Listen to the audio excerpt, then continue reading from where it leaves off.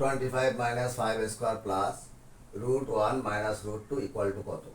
এই অঙ্কটার সমাধান করতে হবে।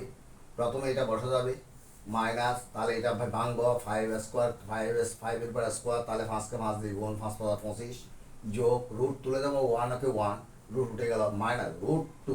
এটা রুট তুলতে হলে দশমিক আসবে, সুতরাং আমরা রুট তুলব না, যেহেতু প্রয়োজন নেই। তারপর যোগ বিয়োগ করবো, অবশেষ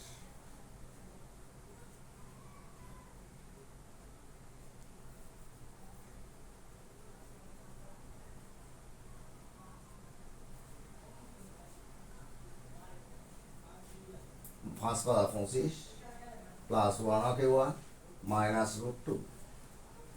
এখন যোগ আর বিয়োগ আছে, তো আমরা আগে যোগও করতে পারি, বিয়োগ করতে পারি, কোনো ম্যাটার নয়। তাহলে এটা যে হয়ে যায় 25 থেকে 25 বিয়োগ করলে 0 প্লাস 1 মাইনাস √2।